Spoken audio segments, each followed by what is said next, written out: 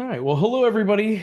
Thank you for joining us today. Today, we're going to be talking about measuring technology investment by success. And I think it's an interesting topic because too many people, as we go to deploy technology solutions, we only think about the cost of the solution itself and not the actual costs associated with deploying it. And going through the process of properly deploying your technology is an absolutely essential part of being successful in deploying, whether it be new technology or deploying really new data sets. And so today with me, I've got both Beth and Jennifer who have significant experience assisting organizations to professionally deploy a new solution across their organization. How you guys doing today?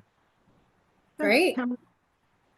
So, Beth, let me start it off with you, but basically, could you tell everyone a little bit about yourself and how you got to the seat that you're in today? Sure. So I'm Beth Goedelman with Genesys, and I've been working with Latitude software for almost 23 years now. I actually started the Monday after I graduated college because I was too afraid to say that I might need a day or two to move home. So started immediately, been working really primarily in the professional services team with Latitude for the majority of that time. So I've implemented hundreds of new customers and then manage the ongoing professional services for customers as they continue on their journey with Latitude software. Excellent. And I've had the opportunity to work with you many times throughout the years and definitely appreciate your perspective. Jennifer, how about from your side? Can you tell everyone a little bit about yourself and how you get to the seat that you're in today? Sure. So I have been involved in the collection agency. I did the math before this call, 31 years. So I actually started at agencies. Okay. So I started from data entry all through the process of a collection agency, up to the system support. In 1994, I believe, I joined TEC. Um, at the time, we were a smaller company, and I was just doing support and conversions and things like that. But in 2007, we came together and made a larger TEC company with another company as well. And at that time, I became the senior vice president of client services. What does that really mean? I do a little bit of everything when it's related to implementations and conversions and support. So I've been doing that for many years now. And, I've helped implement, I don't even know how many systems. Countless And systems. yes, It and it's multiple systems. It's not just one software system. So Sure. And it's funny because when you guys talk about your backgrounds and your history, you talk as if conversions was like a small job to conduct, right? And I would say that system conversions and understanding the data mapping and how that flows from an operational perspective is probably one of the biggest challenges that this industry faces. So it's interesting for those that have worked on that side and taken on those kinds of projects successfully how we kind of downplay that a little bit. Oh yeah, I was handling system conversions. And from the executive side, those of us that have been through it are like, oh my God, a system conversion. It's just interesting to see kind of the difference in the way that we kind of look at our own work. And almost downplay some of the larger challenges that we face. And I definitely want to talk more about system conversions as we kind of go through our discussion today. And one of the things that we talked about as we were preparing for all of this discussion was the I'm going to call it the Adobe example, and how we've gone through this change in how licensing works overall from a software perspective. Now, when Adobe first started moving into this creative cloud, right? You always had the creative suites for so many years, and then you had Creative Cloud, which is a subscription-based platform.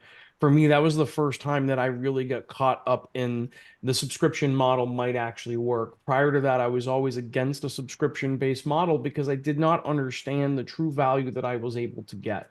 When I ran the math on actually, converting over to constantly updated cloud platform versus buying, new software every 3 years, which is about the same financial equation across the board. For me, it became, okay, this actually is starting to make more sense. I'm able to stay on the cutting edge of the software that I need to perform. And at the same time, the monthly subscription is well within the reasonableness. And then you saw everybody else start doing it, Microsoft and others. But what has your experience been as the world has started to move from this, call it static licensing, to an ongoing or subscription-based model? I think our customers have reacted very well. It gives them a lot more flexibility. I Mm, mean, honestly, it's, you're reducing a lot of upfront CapEx costs as well, which is huge for any company. But also, I think just the ability to flex as their business grows is much easier in a subscription model, and cloud as well if you're going that way. But subscription in general, I think, gives them an easier way to match with what their business needs are. I don't disagree with that. I think it's an opportunity to develop these better partnerships between the Mhm. customer and the software provider, because prior to that, the software provider sells you a piece of software, and then if there's no revenue, their capabilities of continuing to support you and manage that, or to become your partner in the overall success, becomes more limited, right?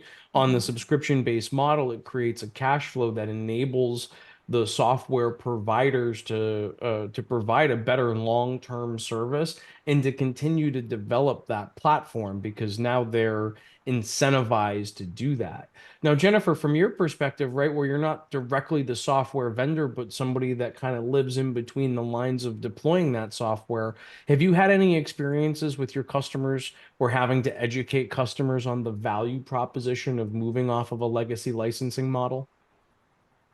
I think there's been a little bit of a learning curve for some of the customers, and I think it's just because they had not ever been um, involved with that type of Mm, subscription, and having them understand, like you did with the numbers and seeing how everything adds up, um, it helps them understand, and they feel like then they are getting um, improvements to the system and everything that comes along with a subscription.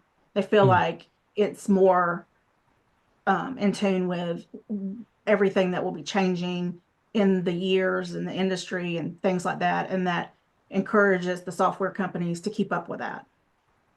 You make a really good point there, right? Like a new thing like Reg F happens, and everybody needs to deploy fixes and solutions based on the legal requirements. And if you're on a static or a legacy license and you're not deploying the updates, right, that are being made available, kind of puts you behind the eight ball, so to speak, and you're constantly having to find stop gaps. Whereas those that are on the subscription-based models find themselves in a position where they're able to deploy the new things as they're coming out.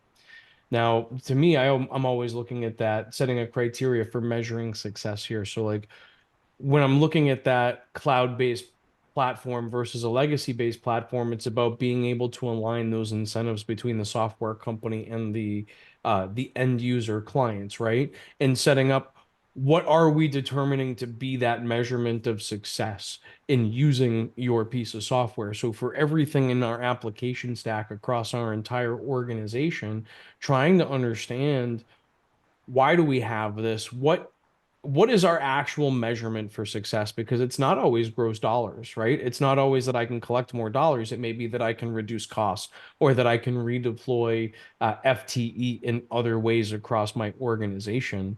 I'm sure both of you have had experiences with going into organizations and being able to not necessarily replace an FTE, but reallocate an FTE because you're able to now automate a particular job function. Yes, absolutely. I mean, automation's been huge. I would say that's definitely been a driving factor for many customers that we've been onboarding over the last few years. Mhm. No one wants to be paying someone to sit there and manually click a button, right? To That's just save them. not the way technology works today, and it's there. We have a lot of automation. I would say that is a big KPI that our new customers coming to us are asking about, is probably automation and compliance are a big one, and those can go hand in hand in a lot of ways as well, because the more manual processes you have, the more opportunity for manual error. So if you've got software built that has automation and compliance built in, that's really going to save you from a possible human error that just happens. So I think that's been a real driving force that I've seen.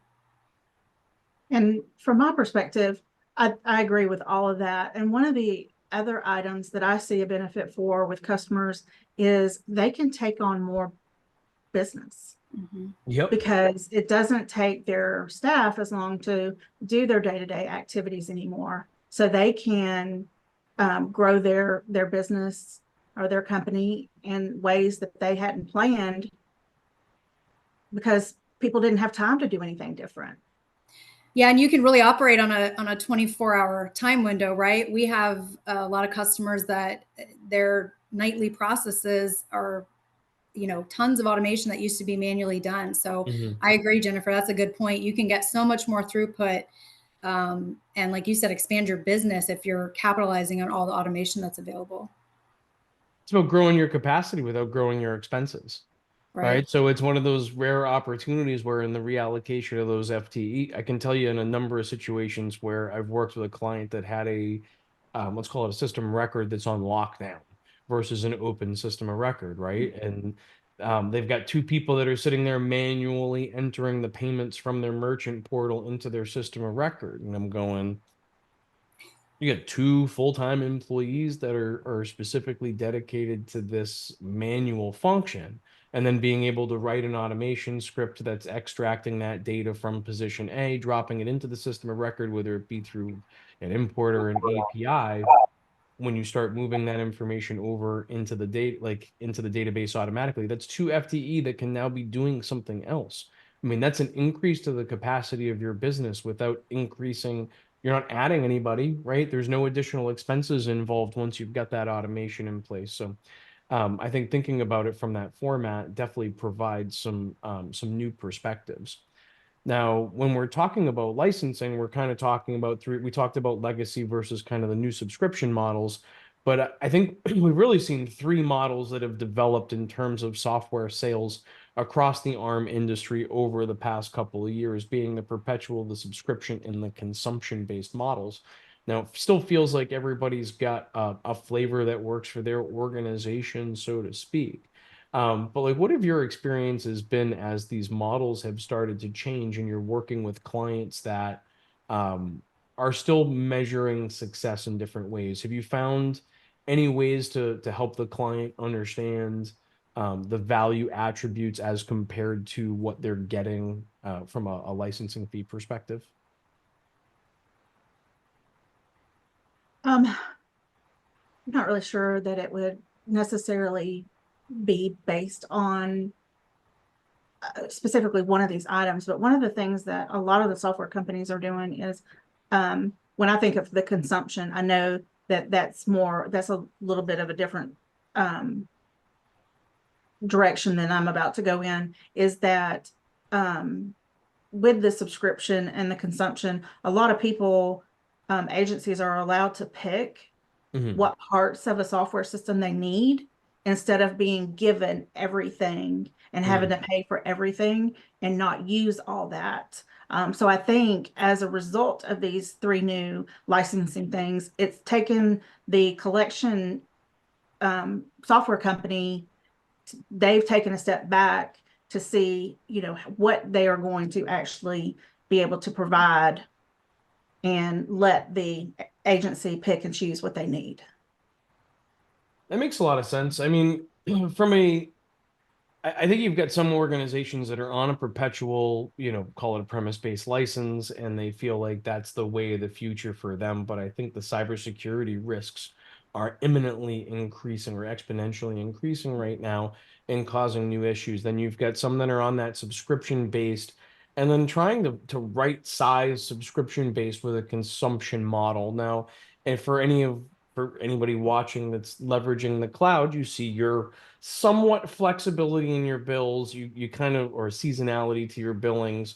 You pretty much it's become a lot more predictive than it used to be. When you think about how much you're going to use in terms of online storage, in terms of online computing power, I feel like that's become a little bit more predictable. Any experience from your perspective? That's not, I don't think that I would have any experience on that portion. Okay.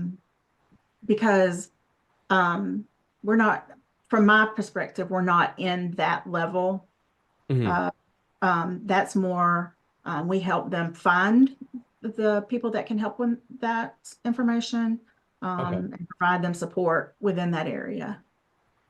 More of the customization. I could tell you from someone who builds software in the cloud, the consumption-based models and trying to understand what are we going to be paying on a month-to-month basis in terms of our storage and our computing power has become somewhat predictable. I think there's a lot more tools, whether it be AWS, Azure, or even Google Cloud. There's a lot more predictive tools. Like we're preparing to run some large language model predictions for some software that we've built. And as we're going through that process, we've been able to estimate, okay, as we run the model for the first few months, we're expecting it's going to be 6 to 10,000 a month, for us to run for the computing power that's going to be necessary. But then we expect that to trail down over the following 6 months to let's call it $3,000 to $4,000 a month expenditure, and then to trail down even more because now we're looking at how much are we actually using. Now, if I went to a straight subscription model for that, I might be paying $7 or $8 or $9,000 a month for that same service indefinitely.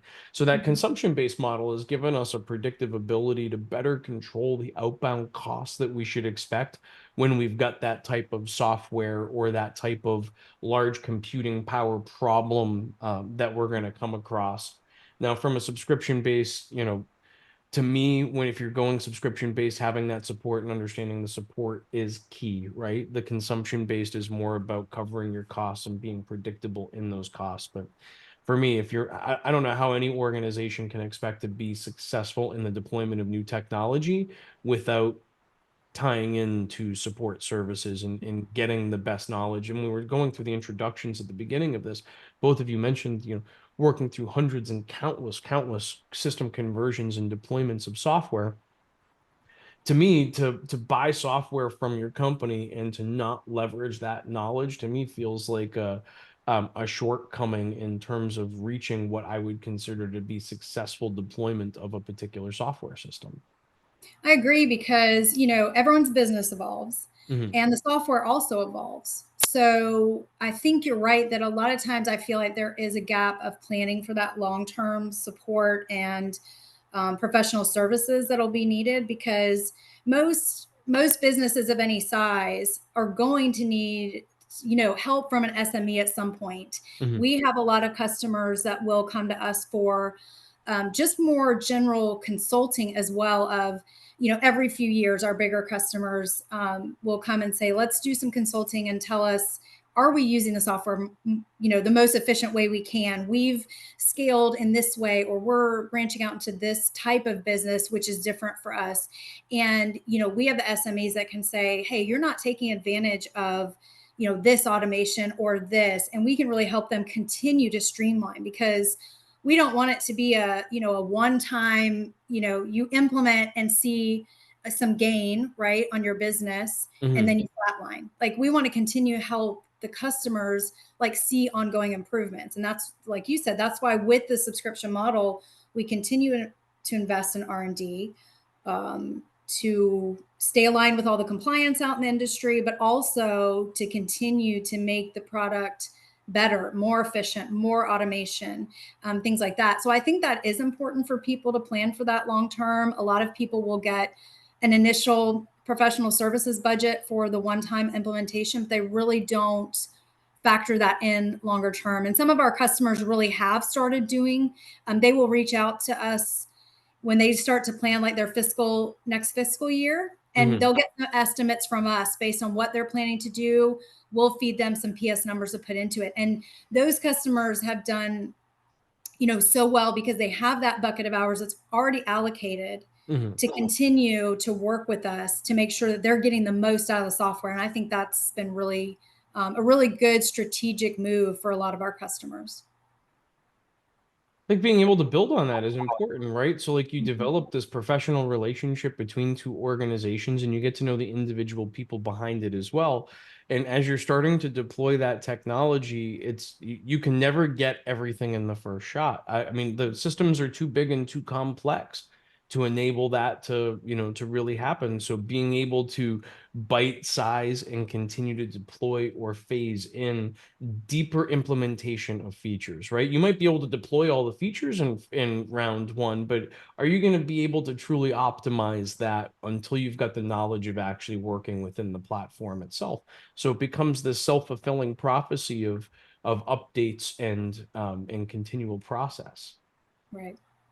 But like, but what is support, right? So like, let's talk a little bit about from your perspective, like what is your world as support? Because I know we always, from an executive perspective, I feel like organizations are constantly looking at support as desktop support, right? Oh, I put in a ticket, I have a response to the ticket, I get my survey after.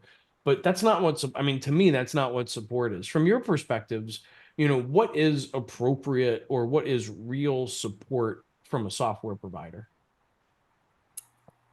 I think it starts with really building a partnership, right? So it's not just you can call into the help desk and get what you need. I think it's really building a good foundation together as partners during sales and implementation, Mhm. to have a really good two-way communication. And that's going to include support, obviously ongoing, but it's also going to include, like we were talking about, the ongoing professional services if they need it, the Mhm. research and development we're doing, because we do a lot with engaging customers to help us figure out like where should we be going with the software, what enhancements do you need as our customers. So Mhm. having that communication and that trust and partnership allows us to be, building it together. We don't want to add features that nobody needs. So I think that's a lot of it too, is really gathering their expertise. I mean, they're the ones in the business every day.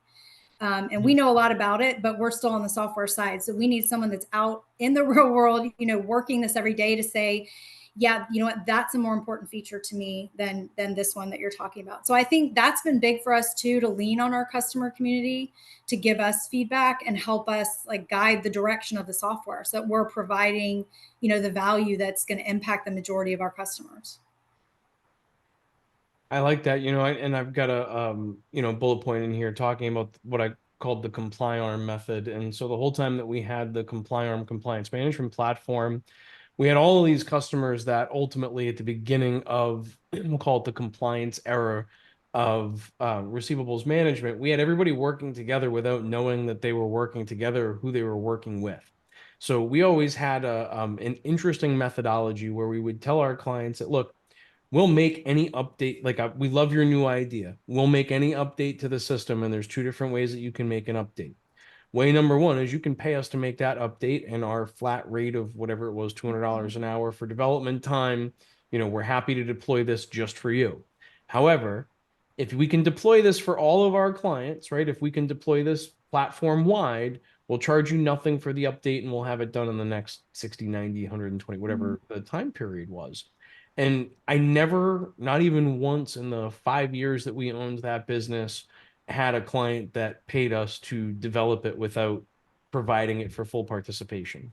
And so everybody found themselves ultimately working together. So somebody would have an idea about the way that we were managing licenses. And then we would put out an announcement, we'd get that feature built and we would deploy that across the entire platform. And I think a lot of software companies are operating in a similar way in that kind of what you were talking about, the customers are driving the vision for the roadmap, right? Mhm. This feature or prioritization of feature requests and things and working with your customers to set that roadmap to determine the priority of each piece and part that needs to come out.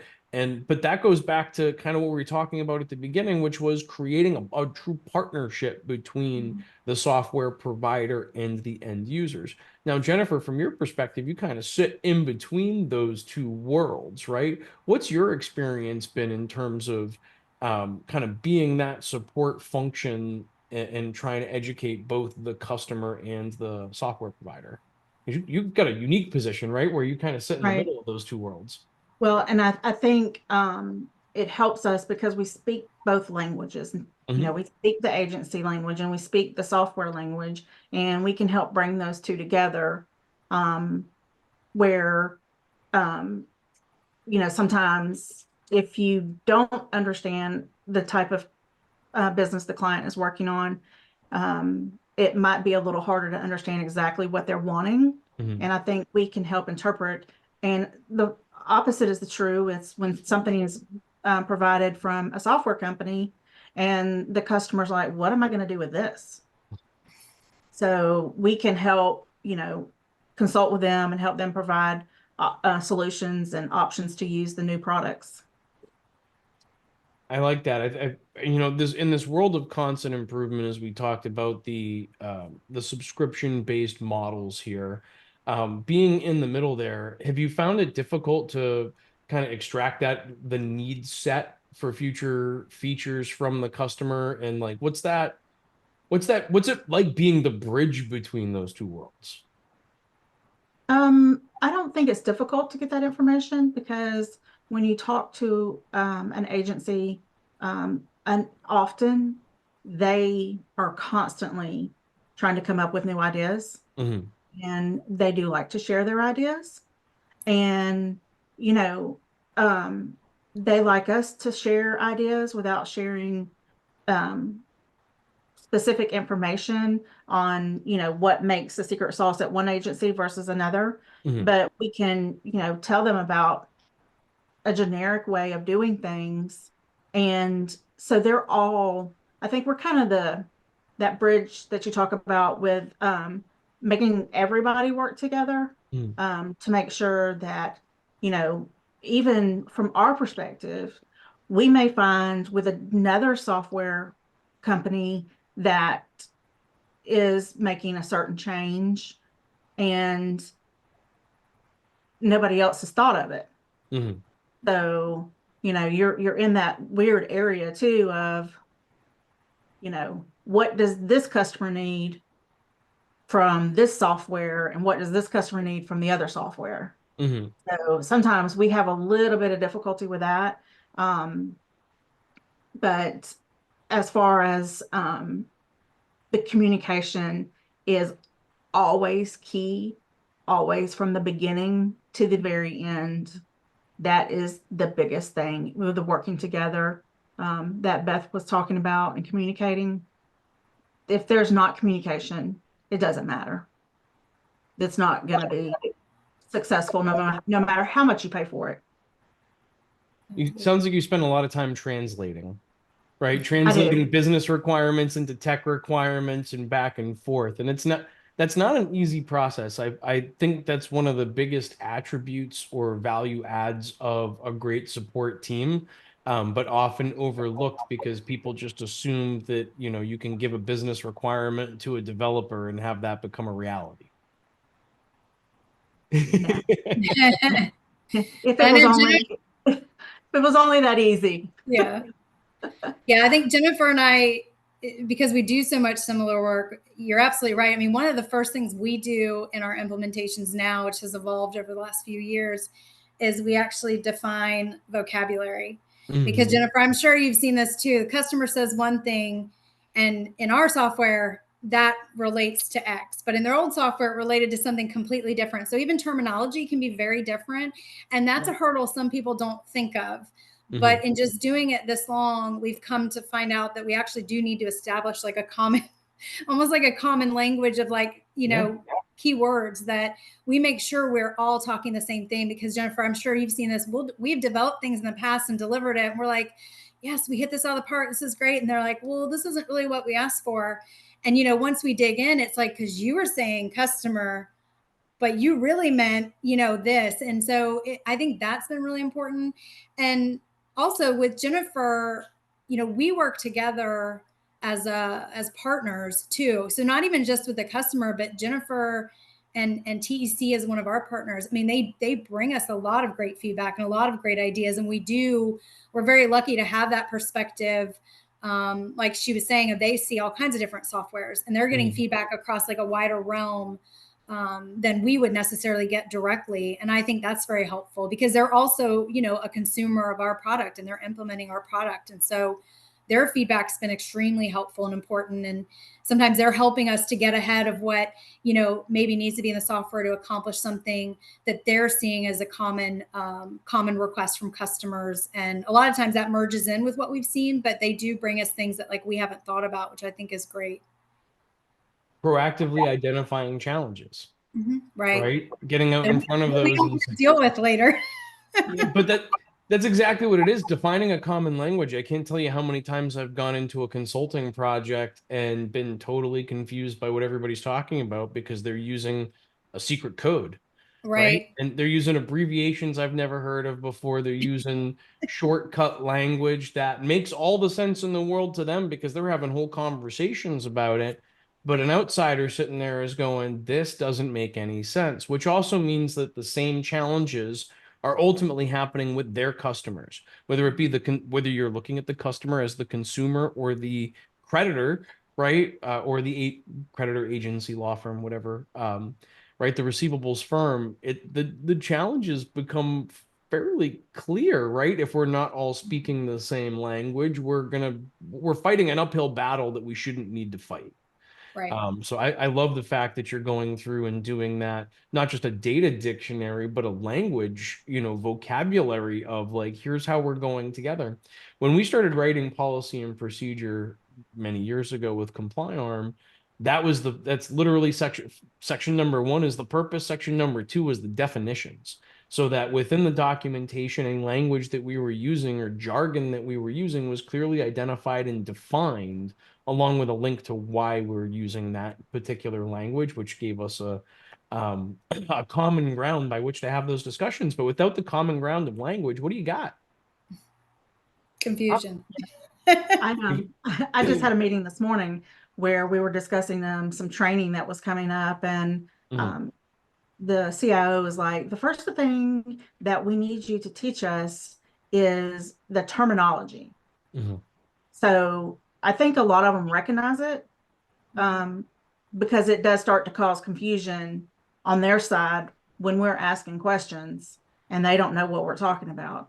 So I think a lot of the customers do find it very, very beneficial to have that discussion and that conversation up front. Makes you an educator in addition to being, a support team.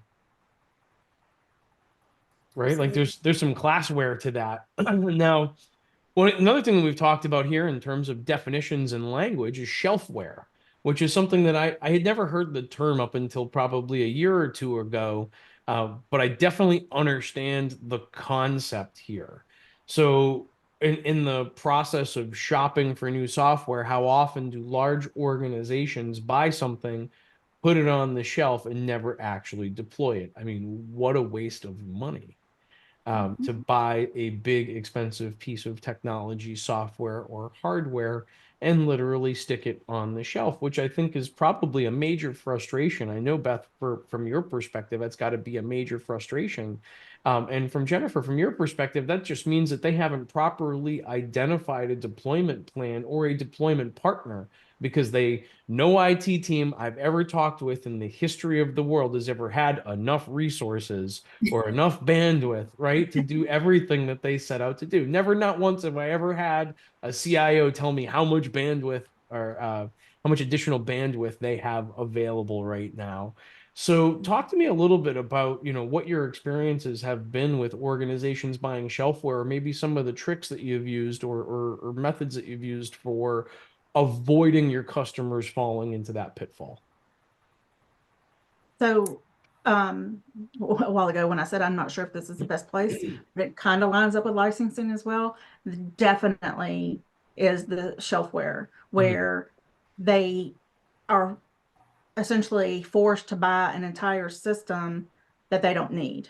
And we help them identify, where they can save and cut cost by not purchasing everything that a software company offers. So, it's like Microsoft. Do you need Project? Do you need Microsoft Project when you buy the subscription? You don't need that right up front, for example. So as you grow, you can add these different products, and it's so beneficial to the customer. Modular systems, right? And being able to pick and choose the pieces that actually make sense to your organization. Beth, I know we've talked a lot through the years about project planning for success, right? And without if you don't have a plan, you can't execute it. That's Right. for one of our attendees watching today. Make a plan and execute it. I feel like that's the mantra of my organization. So how are you working with a customer to help them understand the value of a real project plan before they even start the process? Yeah, so we address that a lot in our upfront discovery and during the sales cycle, because again, a lot of these things, it's very important to get that clear communication up front. And I think, we have done sometimes phased implementations, layering in products like Jennifer was saying, which again, the subscription model ties wonderfully to that because Mhm. it can flex much easier than perpetual. And I also think just understanding the reality of, like you're saying, how big implementing a new software platform can be. I think a lot of people have on like rose colored glasses initially, saying we're going to do this big bang, we're going to move everything, and we're going to have 1,000 automations running on day one. And with our experience, we're able to show a couple different versions of a project plan, and also the timing, right? Mhm. If you're trying to wait to implement everything you've ever thought of, you might be in a 3-year implementation. Or would you prefer to go live much quicker on, again, a phase one? The what is your MVP to go live, like to start seeing value of your software, and then again, keep layering in the pieces over maybe the next 6, 9, 12 months. Mhm. But I think that's a model we are seeing more customers use in implementation, is getting going on the software Mhm. uh, with like new business, or maybe a smaller subset of their business, and then continuing to add in over time. It's a lot to learn a new software platform. Mhm. So sometimes the Big Bang Theory just is really difficult for customers to do, and sometimes they still want to do that, and that's fine. We can do it either way, but we have some customers where we have a joke that we have a 1-year anniversary of, oh, it's our 4th year in implementation. Like, nobody wants to do implementations like for I that send long. birthday cards for that. I like that. Yes. And it's kind of a running joke, but then it's like, okay, can we please get live? So I think Mhm. for a lot of these, especially really big customers that you're talking about, you're migrating, I mean, millions of data points, possibly hundreds of users. So the phased implementations really just, for some customers, make a lot more sense. They can do kind of the slow move, and also they just see that value a lot earlier. And then they're learning the system. And as you start to put additional pieces on and users on, those transitions are much easier. So it Mhm. just depends. Phase doesn't work for everybody, but that's definitely something we talk about up front during discovery to assess if that makes the most sense for them. Personally, I like the approach, right? Because if we try and do the big bang, we're gonna roll everything out in one shot. One, there's Mhm. never that point in time, right? There's never a point in time in which everything is perfect. That's not reality. In terms of what we're trying to accomplish. And I think when you phase it in, you're able to demonstrate some success and some value in the learning process as well. But then those that are maybe not even using that software platform, right, but are just kind of evaluating that department even, are able Right. to better see that, like, okay, we've had success. It's easier to invest the mental energy to the next layer, right? It becomes easier and easier with each stage of success that is achieved throughout that process. And I think that's the measurement of success of the deployment of technology is not always related to those that use it, right? Right. And so often you have some other third party executive that is, coming down from on high to evaluate the success of a project. And if the project is never rolled out, it's really hard to demonstrate the success. right? Because Right. now you're just selling the pipe dream of where we're going to be, not where Right. we are today. One day you're going to see all this value. And I think it's much easier to pivot. Mm-hmm. If you're doing, you do the initial launch and you're going to find out like what works great and what maybe was a good idea. But once you actually get users in the system, maybe needs to be tweaked a little bit for the next phase. You can shift a lot easier on a small subset, obviously, than, hey, we just moved, 600 users to this. Trying to shift at that point can be, a lot more tricky and a lot more to plan. So, yeah, for people that can do the phase implementation, I think it's been really, really successful. I would think that it would also provide some value in the staging from a staffing perspective. So if you're moving 600 people from point A to point B, right? People are always reluctant to change. Right. Always. Like you're never going to have every user that's going woohoo, unless you're getting off an old DOS system, right? So like you've always got that challenge of the buy-in of the people. And if you have to go one step forward, three steps back, one step forward, three steps back, you really lose the support of the end users. And that's such an important factor in the successful deployment of technology that I think that phased implementation just kind of makes more and more sense when you think about how to actually get something deployed. Because what does it take to stay optimized, right? So we talk about getting things deployed, but even once your software is deployed, how are you continuing to optimize it? In a phased approach, as you pointed out, you're able to pivot and turn and modify as you go, right? To optimize the true use of a particular piece of software. But then how are you going to stay optimized? Like I mentioned before, there is no internal IT staff that has the appropriate bandwidth to take on this project or any project for that matter. Never not one. Have you guys ever seen that? Have you ever had an IT company or an IT part of an organization tell you that they are appropriately staffed? No, I've never heard that one, Jennifer. I don't know about you, but that's No, never been. now they may think they are.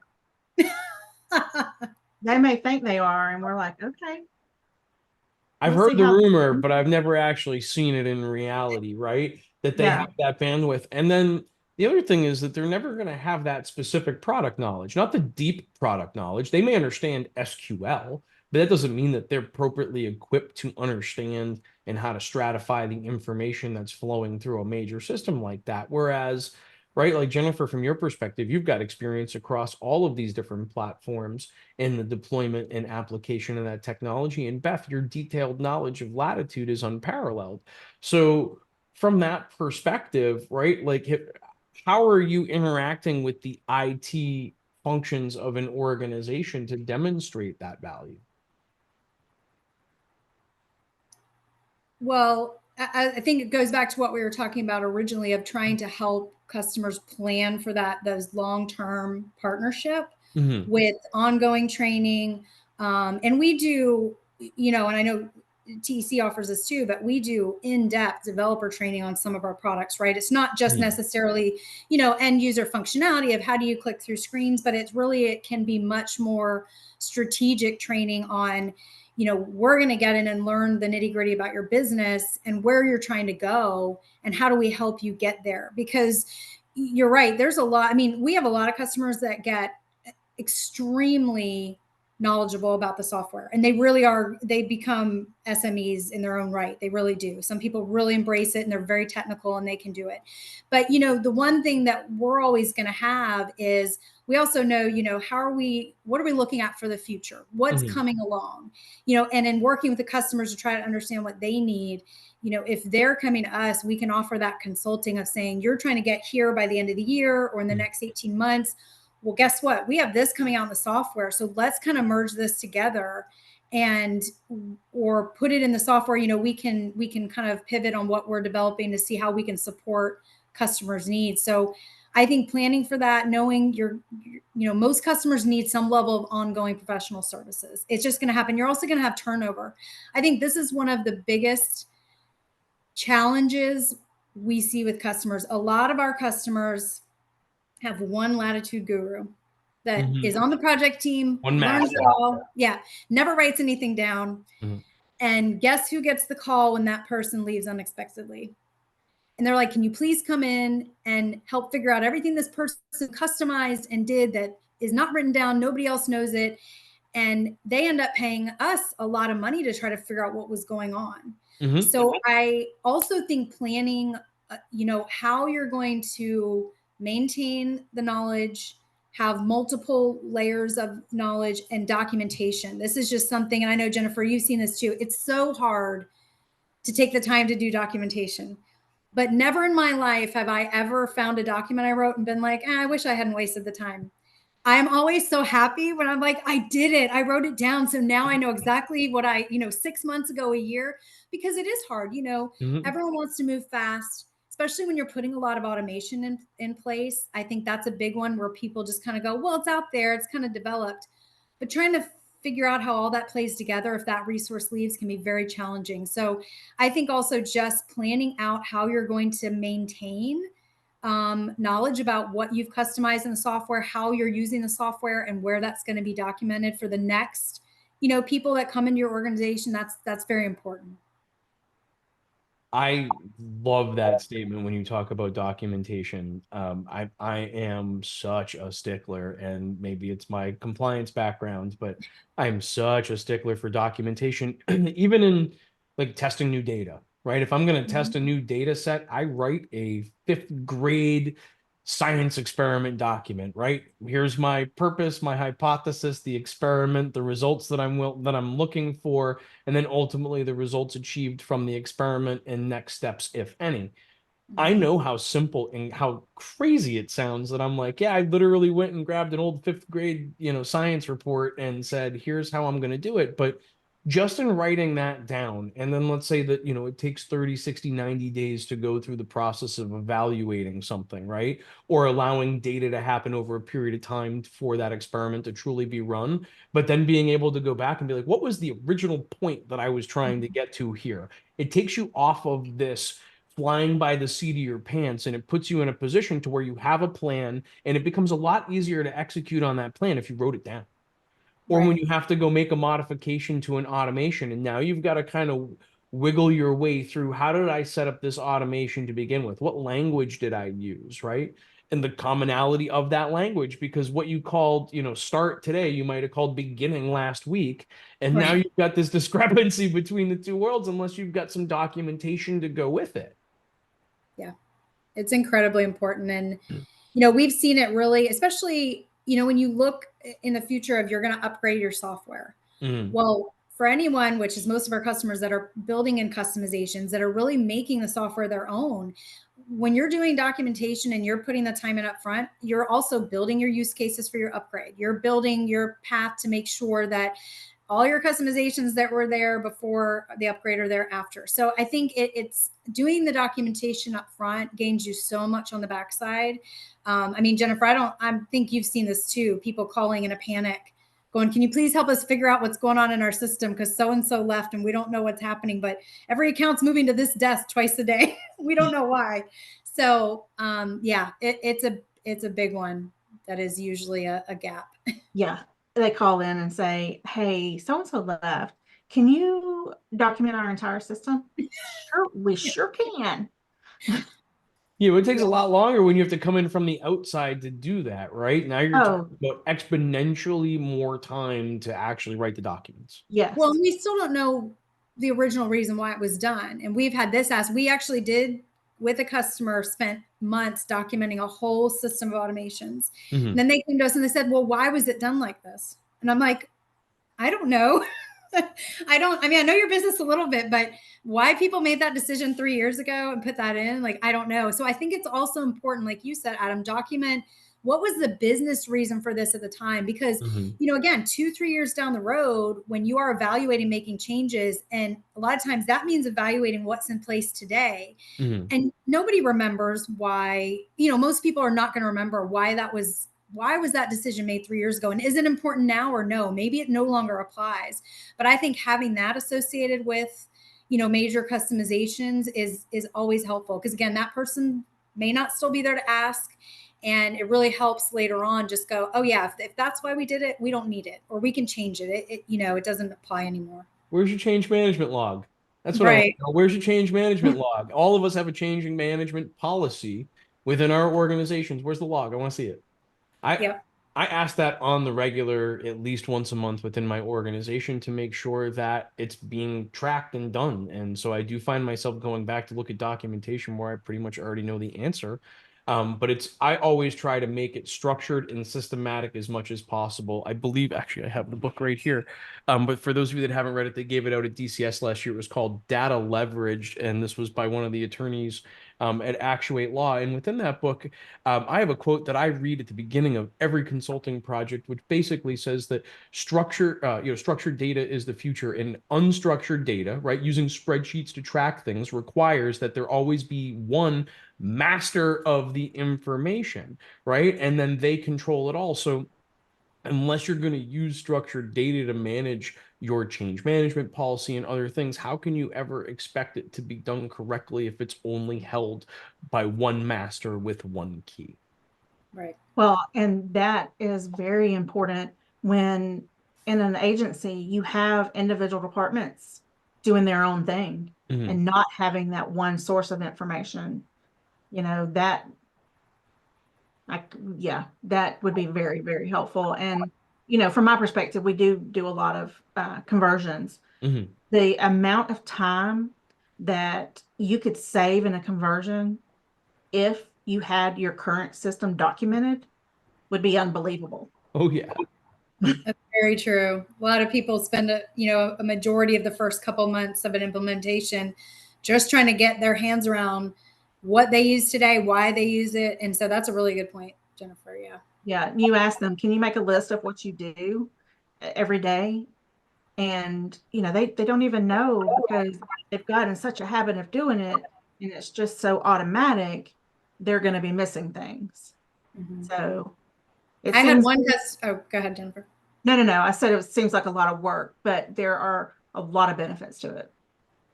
I had a customer recently who did have, I asked about the documentation. I always ask, but I know in my mind the answer is going to be like, we don't have any of this documented. And they sent me like beautiful flow charts. And I was like, am I dreaming? This is literally amazing. I was like, I've never been so excited to see a flow chart in my life, because to be able to take that and turn it into, something in our system when it's like, it is well documented, people know what the reason is for it.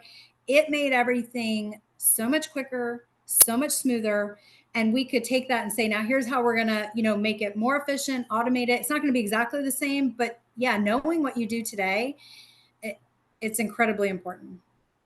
It's a glimpse into their mind, right? It's a glimpse into what are they thinking and why, and that enables them to get help, right? Because if your system is not documented, it's much more expensive and much more time consuming and difficult to actually solicit any assistance. And that's why I think some of the IT sections of an organization feel so overwhelmed. But in our last 4 minutes here, there's one more point that I wanted to make sure that we covered on this slide, and that's budgeting. And so from an executive perspective, if you're going to buy new software, don't just budget for the software, and don't even just budget for the support that you think you're going to need. Take whatever support you think you're going to need and add 25 to 35% on top of that, and give yourself the cushion to get the help that you are eventually going to need. Agreed. Sell that to the board on day one, right? Instead of having to constantly go back with additional requests for revenue or for cash in order to pay for these services. Budget that up front. If you make that part of your initial decision process, if you budget that into your initial software buy, the probability of you reaching the successful deployment by whatever measurement you're using to measure success, you have a much higher probability of getting there with the appropriate budget in mind. But if you try and deploy new technology and your focus is on corner cutting, to save a few dollars here and a few dollars there, you're on the wrong path. You are navigating towards the iceberg, not away from it. Yeah, and I would say normally, with customers that have had that approach of trying to whittle down the statement of work as to the lowest possible cost without really including what's needed. It has never been successful. And they've always ended up spending more after the fact, because you really, the implementation of a new software, you're building the foundation. It's like building the foundation of a house. You do not skimp on that, because everything you put on top of it is now got a weaker, foundation. And to go back and fix the foundation after a house is already on it, we all know is much more expensive than if you just did it right the first time. So that's what I always tell customers is it's easy and much cheaper to fix things during implementation. That's where we want to figure it out. That's where we want to make sure everything's set. When, we've had to push back on customers before that say, well, we'll just go live with this and figure it out later. And I'm like, you're going to pay 10 times as much once you're live, because now you're juggling a production system. It's a much different approach if we're trying to fix something in production versus implementation. And I agree. This is a cost that is hard for some companies to swallow, but it is just so key in making sure you're set up correctly. You make the investment up front, and then you really reap the value on the backside. Well, this is the experts telling you to prepare for that particular expenditure, right? Like, this is the people that are actually out there deploying these things hundreds of times over, pointing at the fact that I would say it's the biggest detriment to a successful technology launch is the shortcoming of putting the right support in place, planning and budgeting appropriately for it. I know we all want to save money, especially in a downturned economy under inflationary pressures, but that's still such a major and important factor in the ultimate success of what you're trying to do. And you're always going to look better to the powers that be within your organization when you've gone in and you've predicted those costs. They may not like it up front, but over the time of actually deploying that, they're going to respect the fact that you identified and that your project actually came in on budget instead of having to constantly go back and request additional funds. So with that being said, and in our final minute here of our webinar presentation today, I just wanted to thank both of you so much for coming on and sharing your expertise with me today. You both have such great knowledge and experience across deploying technology in the receivables management space, and I appreciate you coming on to share some of that expertise with me today. Well, thank you, Adam. Thank you. For those of you that are watching, we greatly appreciate your time and attention today, and we look forward to seeing you again soon. Thanks, everybody. Thank you.